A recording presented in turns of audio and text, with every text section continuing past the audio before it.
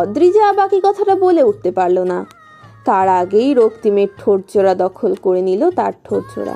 মৃদু কম্পনে কেঁপে উঠল তার লতানো রূপময় শরীর।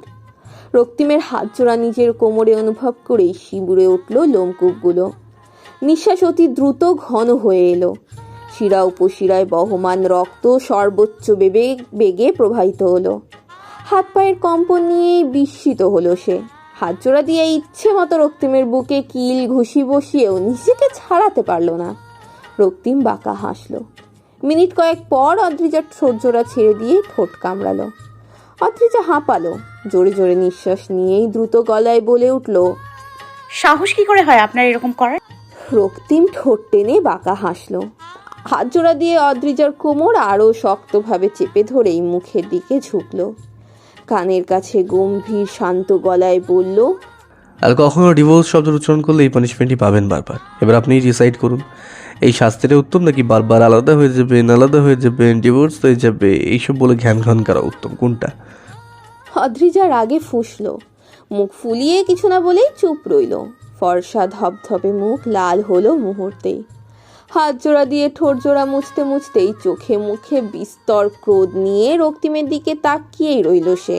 রক্তিম হাসল, ভ্রু নাচিয়ে বলে উঠল, আমি অনেক হ্যান্ডসাম, আমি জানি সেটা। আপনার এইভাবে চোখ দিয়ে গিলে নেওয়ার কোনো মানেই হয় না অদ্রিজা। দৃষ্টি সরান। অদ্রিজা সরালো না। ঠিক সেভাবেই জ্বলন্ত আভা চোখে ফুটিয়ে তাকিয়ে রইল সে, যেন এক্ষুনি ভস্ম করে ফেলবে। রক্তিম ছোট শ্বাস ফেলেই ভ্রু নাচালো। অদ্রিজার কোমর থেকে হাত সরিয়ে নিয়েই বুকের বাম পাশটায় হাত রাখলো। ঠোঁট কামড়ে বলল, এভাবে তাকাবেন না, এইখানে লাগে আমার। অদ্রিজার চাহনি এবার আরো ক্ষিপ্ত হলো। চোখ মুখ টান টান করেই স্পষ্ট গলায় বলে উঠল, সমস্যা কি আপনার? আমার সত্যি আপনাকে চরম রকমের বিরক্ত লাগছে রক্তিম, অসহ্য লাগছে আপনাকে। আমি এতদিন স্বাধীন ছিলাম, আমার জীবনটা আমার মতোই অনুভব করেছি। আপনি এভাবে হস্তক্ষেপ করতে পারেন না। আমার ইচ্ছে অনিচ্ছা না জেনেই আমাকে ছোঁয়ার চেষ্টা করবেন না। আমি আপনার সাথে কথা বলতে চাইছি না, জেনেও বারবার এমন বিহেভ করছেন যেন আমি আপনাকে ভালোবাসি। আপনি কি ভাবেন আপনার সেসব কথায় আমি লজ্জায় লাল হয়ে বসে থাকবো, মুখ নামিয়ে ঘন ঘন নিঃশ্বাস ফেলবো? একদমই ভুল। আমি আপনাকে এখন আর ভালোবাসি না। ওটা কয়েকদিনের ভালো লাগা ছিল মাত্র, এর বাইরে কিছুই নয়। আর ওই যে বললেন না সহানুভূতিই ছিল। সো আপনি কোনো কথা বা কাজ দ্বারা বিব্রত করবেন না প্লিজ। আপনার সেসব কথায় বা কাজে কিছু যায় আসে না আমার। রক্তিমের চাহনি গম্ভীর হলো এবার। চুপচাপ সবগুলো কথা শুনেই মাথা দুলালো। গম্ভীর রাশভারী কণ্ঠে বলল, সমস্যা নেই, কিচ্ছু যায় আসার পন্থা আমি খুঁজে নেব অদ্রিজা, আপনি অপেক্ষায় থাকুন। কথাটা বলেই রুম থেকে বেরিয়ে গেল রক্তিম। অদ্রিজা ঠাঁই দাঁড়িয়ে রইল। রক্তিমের কথাগুলোর অযথার্থ ভাবার্থ বুঝতে না পেরেই চোখ মুখে হতাশা নামলো তার। এই লোকটা আসলে কি চায়, কি করতে চায়? কখনো গম্ভীর তো কখনো আবার চরম রকম বিরক্তিকর। কেমন জানি অত্রিয়ার কাঁধে ব্যাগ, চুলগুলো দুই ঝুঁটি, ছোট্ট বাচ্চা বাচ্চার চেহারায় বড্ড মায়াময়। চিকন পাতলা ঠোঁট জোড়ায় হাসির রেশ। সকাল 8টায় প্রাইভেটের উদ্দেশ্যে বের হয়েই ছোট ছোট পায়ে হেঁটে যাচ্ছিল সে। হঠাৎই পেছন থেকে কেউ বলে উঠল, এই পুচকি। অত্রিয়া পা থামালো। মায়াময় চোখ জোড়া দিয়ে চারিদিক পর্যবেক্ষণ করে ভ্রু কুঁচকালো। কণ্ঠটা কার সেটা স্পষ্ট তার কাছে।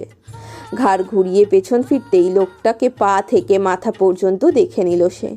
মৃদু গলায় বলল, আপনি? লোকটা এগিয়ে আসলো। লম্বা চওড়া শরীরটা অদ্রিয়ার কাছাকাছি এসে উপস্থাপন করতেই গম্ভীর হলো তার চোখ মুখ।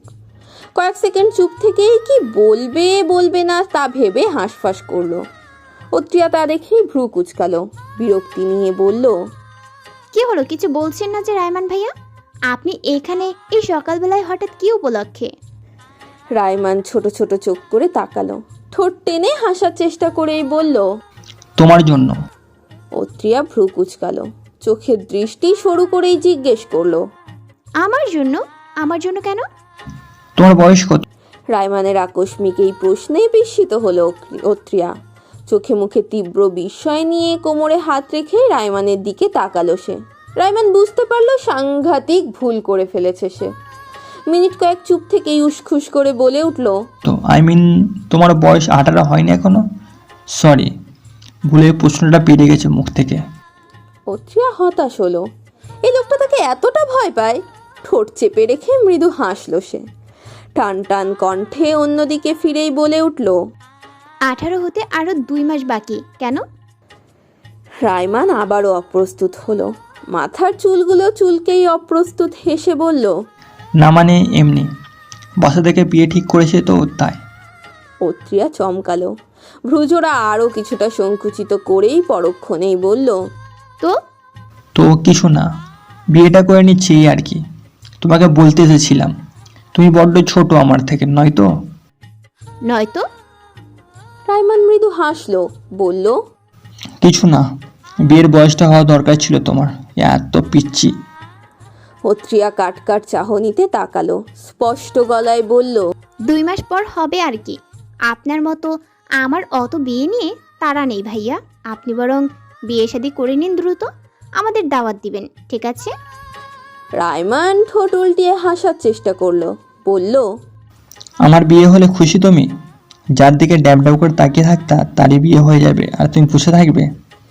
আমার বউ কিন্তু আমার দিকে অন্য কোনো মেয়ের নজর পড়তে দিবে না, আগের মতো সেভাবে তাকাতেও পারবে না। তো আফসোস হবে না আমাকে ড্যাব ড্যাব করে না দেখতে পেরে? অত্রিয়া মৃদু হাসলো। কেন হবে? দিনে কত ছেলের দিকেই ওভাবে ড্যাব ড্যাব করে তাকিয়ে থাকি, তার হিসেব নেই। আপনি একজন, তার মধ্যে না থাকলে এই আর এমন কি নতুন আরো কত শত ক্রাশ হাজির হবে। আপনি বরং আপনার বউকে নিয়ে সুখে সংসার করুন ভাইয়া, শুভ কামনা রইল। আসি তবে, প্রাইভেটে লেট হয়ে যাবে। রাইমান পথ আগলে দাঁড়ালো, দাঁতে দাঁত চেপে বলল, তুমি অন্য কোনো ছেলের দিকে এভাবে ড্যাব ড্যাব করে তাকিয়ে থাকো অত্রি? অত্রিয়া ঠোঁট টিপে হাসলো। হ্যাঁ, কত শত ছেলের দিকেই তো তাকিয়ে থাকি। কেন, আপনি কোনো মেয়ের দিকে তাকান না? এতটা লয়াল? বাও।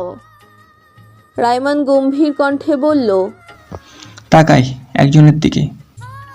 অত্রিয়া খিলখিলিয়ে হাসলো এইবারে, ঠোঁট চেপে বলল, আপনার হবু স্ত্রী, রাইট? অনেক ভালো একটা হাজবেন্ড পাবে সে। সত্যি দুনিয়াতে এমন ছেলেও থাকে। আমি শকড। আপনাদের এই বিয়েতে সত্যি খুব খুশি খুশি ফিল হচ্ছে ভাইয়া। এতটা ভালোবাসা দুনিয়ায় থাকে? রাইমান নিরাশ হলো। নিজের থেকেও 7 বছরের ছোট পিচ্চি এই মেয়েটির কথাবার্তা, চালচলন সবটাতেই হতাশ হলো সে। সকাল সকাল সেই হতাশায় মুখ কালো করলো, গম্ভীর গলায় বলল, বিয়েটা করবো না আমি। ওমা, কেন? জোর করে বিয়ে দিচ্ছে নাকি আপনাকে? রাইমান মাথা দুলালো, যার অর্থ হ্যাঁ। অত্রিয়া আকাশ সমান অবাক হয়েই চোখ জোড়া বড় সড়ো করে তাকালো। তীব্র বিস্ময় নিয়েই বলে উঠল, ওমা, সে কি? এটা তো খুবই ডেঞ্জারাস কেস। এতদিন শুনেছি মেয়েদের জোর করে বিয়ে দিয়ে দেয়, এখন দেখছি ছেলেদেরও বিয়ে দিয়ে দেয়। ইউনিক। রাইমান আবারও একদাপ হতাশ হলো। এই পিচ্চি মেয়েটার প্রেমে পড়ায় চরম রকম ভুল হয়েছে তার। ড্যাব ড্যাব করে তাকিয়ে থাকা সেই চাহনির মজা নিতে গিয়েই কবে যে এই মেয়েটাকে ভালোবেসে ফেললো কে জানে। এমন পিচ্চি মেয়েকে ভালোবেসে ফেলা একদমই উচিত হয়নি তার, চরম মাপের ভুল। এই মেয়েকে যে সে ভালোবাসে এটা বোঝাতেই তো তার বছর পেরিয়ে যাবে। আশ্চর্য!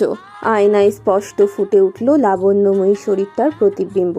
মোমের মতো সাদা ধবধবে কোমল শরীরটায় আজ গাঢ় সবুজ রঙের শাড়ি মোড়ানো। সদ্য ভেজা লম্বা চুলগুলো কাঁধের এক পাশ দিয়ে এনে সামনে রাখা, কোমর পর্যন্ত ছড়িয়ে ছিটিয়ে পানির ঝাপটায় শাড়ির একাংশ ভিজিয়ে তুলল মুহূর্তেই সেই ভেজা চুল। পেটের দিকের আঁচলটা ভিজে গিয়েই লেপটে বসলো কোমল ত্বকে। অদ্রিজা ভ্রু কুঁচকে চাইল। চুলগুলো তৎক্ষণাৎ হাত দিয়ে সরিয়ে পেছনে ফেলেই পেটের আঁচলটা তুলে ঝাড়া দিতেই কেউ একজন নিঃশব্দে হাসল। অদ্রিজা বুঝল না। হাত দিয়ে আঁচলটা হালকা ঝেড়েই তোয়ালে নিয়ে চুলগুলো মুছড়ে নেবে, ঠিক তখনই কেউ একজন এসে তার পেছনে দাঁড়ালো। হাত জোড়া বুকে ভাঁজ করেই মোহনীয় চাহনিতে তাকিয়ে রইল সামনের লাবণ্যময়ী মেয়েটির দিকে। ভেজা কালো চুলে চোখে মুখে স্নিগ্ধতার আভাস যেন তার ভেতরটা মাতাল করে তুলল মুহূর্তেই। ফর্সা দুধে আলতা সাদা রঙের মুখশ্রীতে ঘন পাপড়িওয়ালা কালো চোখ, চিকন পাতলা খয়েরি ঠোঁটে আর্দ্র ভাব। রক্তিম মৃদু হাসল। অদ্রিজার হাত থেকে তোয়ালেটা নিয়েই ঘোর লাগানো কণ্ঠে ফিসফিসিয়ে বলে উঠল, এইভাবে নিজের রূপে ঘায়েল করার বুদ্ধিটা কিন্তু চমৎকার আপনার। একটা মানুষকে এইভাবে কন্ট্রোললেস করে দেওয়ার প্ল্যান কিন্তু একেবারেই করা উচিত হয়নি আপনার। অদ্রিজা চমকে তাকালো। কথাগুলো শুনেই পেছনে ফিরে রক্তিমের চোখের দিকে তাকাতে গিয়েই নড়ে চড়ে উঠল তার ভেতরটা। চোখাচোখে চোখ রাখতে না পেরে অস্বস্তিতে দ্রুত চোখ সরিয়ে নিল সে। কণ্ঠটা কঠিন রাখার চেষ্টা করে ঠোঁট চেপে বলে উঠল, আশ্চর্য, একটা মেয়ের রুমের ভেতর কি করছেন না করছেন না জেনে নক না করেই ভেতরে ঢুকে গেলেন কেন? অদ্ভুত। রক্তিম গা জ্বালানো হাসি হাসল। মৃদু শ্বাস ফেলেই চোখ টিপে বলল, রুমের ভেতরে অতিশয় লাবণ্যময়ী রূপবতী কেউ থাকলে তাকে দেখার লোভটা সংবরণ করা বড্ড দায়। ধরে নিন আমিও সেই কারণেই নক না করে ঢুকে পড়লাম। আর তাছাড়া অন্য কারো রুমে তো আর ঢুকিনি, তাই না? অদ্রিজা রাগে হাঁসফাঁস করেই তির্যক চাহনিতে তাকিয়ে রইল রক্তিমের দিকে। বিরক্তি নিয়ে বলল, ফ্লার্টিং করবেন না একদম। রক্তিম আওয়াজ করে হাসল। ফর্সা ধপধপে রং, খাড়া নাক, বড় সড়ো চোখ আর খোঁচা খোঁচা দাড়িওয়ালা মুখে সেই হাসিটা চমৎকার মানালো। টেরা বেঁকা দাঁতগুলো অবাক রকম সুন্দর। অদ্রিজা আর চোখে সেই হাসিটা পরখ করতেই ধরা খেয়ে বসলো রক্তিমের চোখের দৃষ্টিতে। মুহূর্তে দৃষ্টি সরিয়ে ইতস্তত বোধ করে এদিক ওদিক তাকালো। মৃদু শ্বাস ফেলে কিছু বলবে তার আগে রক্তিম বলে উঠল, আমি জানি আমার হাসিটা মেয়েদের ভীষণ প্রিয়। আপনি চাইলে সরাসরি তাকিয়ে থাকতে পারেন অদ্রিজা, নো প্রবলেম। অদ্রিজা চোখ বড় বড় করে চাইল। চোখে মুখে ফুটে উঠল তীব্র হতাশা। এইভাবে ধরা খেয়ে বসবে জানলে তাকাতই না সে রক্তিমের হাসির দিকে। ইস! অদ্রিজা চোখ জোড়া একবার বন্ধ করেই আবার খুলল। বার কয়েক নিঃশ্বাস ফেলেই বিরক্তি নিয়ে বলল, আমি কেন তাকাতে যাব? আশ্চর্য।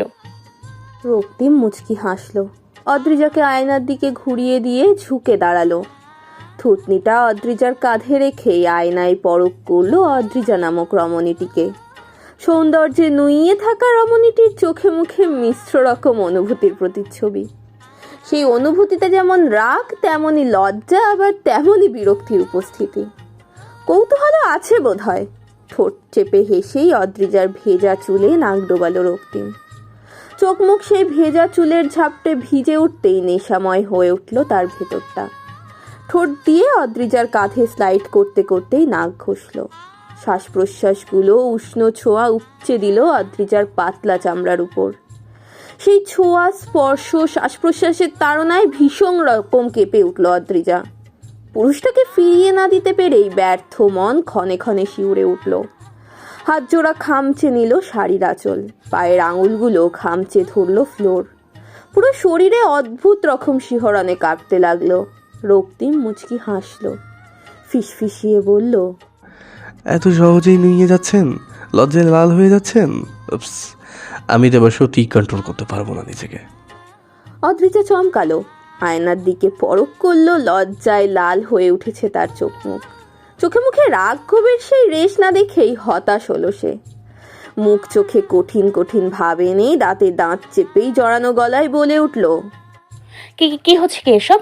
ছাড়ো না ভাই রক্তিম, আমি আপনাকে নিষেধ করেছিলাম এভাবে অনুমতি না নিয়ে আমাকে ছুতে।